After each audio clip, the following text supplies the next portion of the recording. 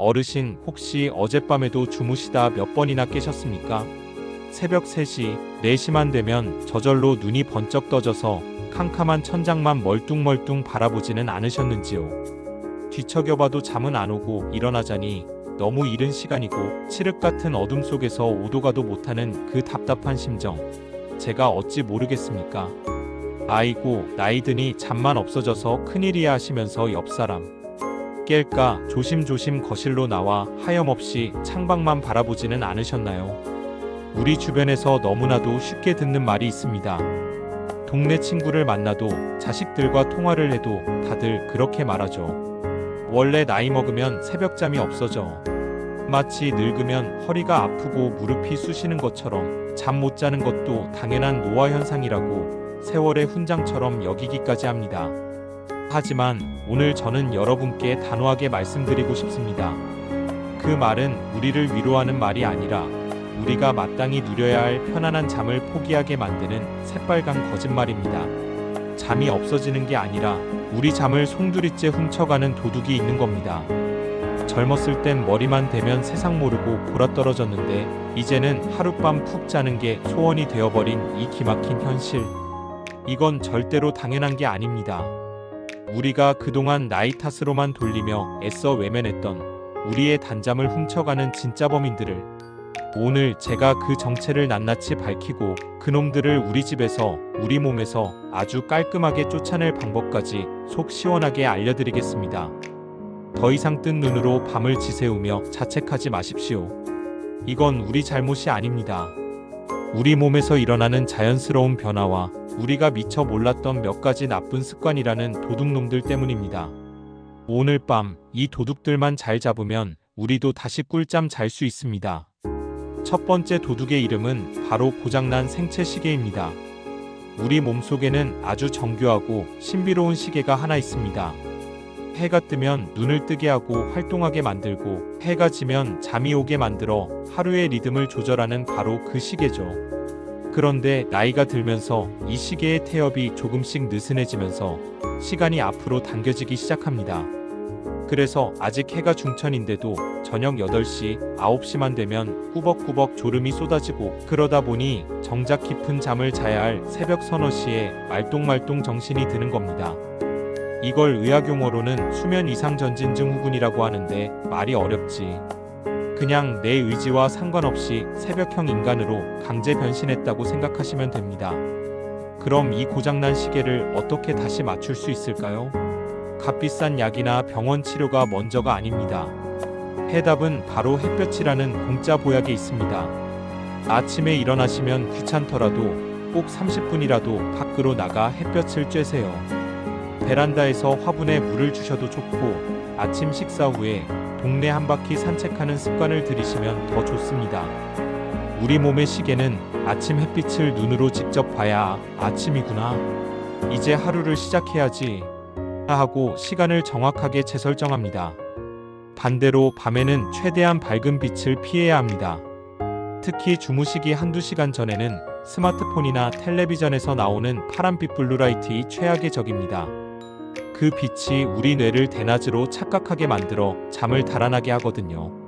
대신 조명을 어둡게 하고 잔잔한 라디오를 듣거나 눈이 편안한 종이책을 잠시 읽는 등 밤이 깊었으니 이제 잘 시간이다라는 신호를 우리 몸에 확실하게 보내줘야 합니다. 두 번째 도둑은 사라지는 수면 호르몬입니다. 우리 뇌에서는 멜라토닌이라는 아주 고마운 호르몬이 나옵니다. 이제 피곤하니 어서 자라고 우리 몸에 잠의 신호를 보내는 말하자면 잠의 초대장과 같은 역할을 하죠. 그런데 안타깝게도 이 멜라토닌은 나이가 들수록 특히 50대를 넘어서면서부터 그 양이 급격히 줄어듭니다. 잠을 부르는 초대장이 예전만큼 나오지 않으니 잠자리에 누워도 잠은 오지 않고 온갖 생각에 뒤척이게 되는 겁니다. 이 교활한 도둑은 어떻게 잡아야 할까요? 역시나 낮에 햇볕을 충분히 쬐는 것이 중요합니다. 햇볕을 잘 받아둬야 밤에 멜라토닌 공장이 더 활발하게 돌아가거든요. 그리고 우리 몸은 습관의 동물이라는 사실을 기억해야 합니다. 매일 비슷한 시간에 자고 일어나는 규칙적인 생활 습관은 최고의 멜라토닌 촉진제입니다. 주말이라고 늦잠을 자거나 어쩌다 피곤하다고 초저녁부터 잠자리에 들면 생체 리듬이 뒤죽박죽되어 멜라토닌 도둑이 활동하기 좋은 환경을 만들어주는 셈입니다. 잠자리에 들기 30분 전부터 나만의 수면 의식을 만들어보는 것도 아주 좋습니다. 따뜻한 물로 샤워를 하고 카페인 없는 따뜻한 차를 한 잔 마시고 가벼운 스트레칭으로 몸의 긴장을 풀어주는 등 이제 곧 잘 시간이야 라고 몸과 뇌에 예고편을 보여주는 것이죠. 이런 준비 과정이 바로 멜라토닌을 불러 모으는 신호탄이 됩니다. 세 번째 도둑은 아마 이 영상을 보시는 모든 분들이 고개를 거칠게 끄덕이실 겁니다. 바로 화장실이라는 이름의 아주 얄미운 도둑입니다. 온갖 노력 끝에 겨우 잠이 들만하면 어김없이 찾아오는 소변 신호 때문에 깨고 비몽사몽 화장실을 다녀와 다시 누우면 잠은 저만치 달아나 버린 경험, 정말 속상하고 화가 나죠. 야간뇨라고 불리는 이 증상, 정말 꿀잠의 가장 큰 적 중 하나입니다. 이 도둑은 생활 습관 개선으로 충분히 잡을 수 있습니다. 저녁 식사 이후에는 물이나 국물, 과일처럼 수분이 많은 음식 섭취를 의식적으로 조금 줄여보세요. 특히 저녁 약속 자리에서의 커피나 술은 이뇨작용을 아주 활발하게 만들어 밤새 우리를 괴롭히는 주범이니 반드시 피하셔야 합니다. 그렇다고 물을 너무 안 드시는 것도 건강에 좋지 않으니 하루에 필요한 물은 주로 낮 시간에 드시는 습관을 들이는 것이 현명합니다. 그리고 만약 이런 노력에도 불구하고 증상이 계속된다면 부끄러워 마시고 꼭 병원을 찾아가 보세요. 단순한 노화 현상이 아니라 전립선이나 방광의 문제일 수 있습니다. 병의 문제라면 치료를 받는 것이 가장 확실하고 빠른 해결책이니까요. 마지막으로 우리 눈에 보이지 않지만 가장 강력한 도둑, 바로 우리 마음속에 숨어있는 걱정이라는 도둑도 있습니다. 자식들 결혼은 언제 하나, 아픈 배우자는 어쩌나, 내 건강은 괜찮을까, 노후 자금은 충분할까, 캄캄한 밤에 혼자 누워있으면 온갖 생각들이 꼬리에 꼬리를 물고 이어지면서 머릿속을 헤집어 놓습니다. 몸은 천근만근 피곤한데 정신은 점점 더 또렷해지는 최악의 상황이 벌어지는 거죠. 이럴 때는 억지로 자야 한다, 자야 한다고 스스로를 다그치지 마세요. 그럴수록 잠은 더 멀리 달아납니다.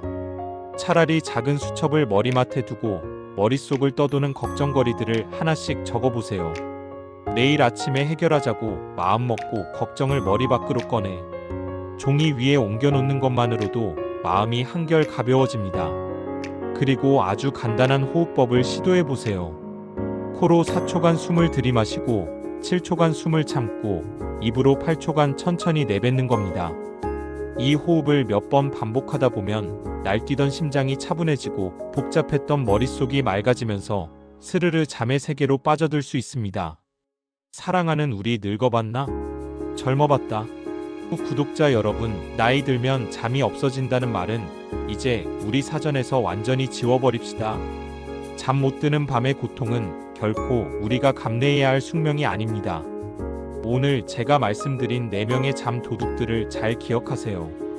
고장난 생체 시계는 아침 햇볕으로 고치고, 사라지는 수면 호르몬은 규칙적인 생활 습관과 수면 의식으로 채우고, 얄미운 화장실 도둑은 저녁 시간 수분 조절로 막고, 마음속 걱정 도둑은 생각을 비워내는 지혜로 쫓아내면 됩니다. 편안한 잠은 우리에게 활기찬 낮을 선물합니다. 활기찬 낮은 또다시 편안한 밤을 약속하죠. 오늘 밤부터 당장 시작해 보십시오. 작은 실천 하나하나가 모여 이 선순환을 만들어내고 여러분의 밤을 바꾸고 여러분의 빛나는 내일을 만들어줄 것입니다. 꿀잠은 우리 모두가 누려야 할 당연하고 소중한 권리입니다. 그 권리를 되찾기 위해 오늘 밤 잠 도둑과의 전쟁에서 반드시 승리하시기를 진심으로 응원하겠습니다.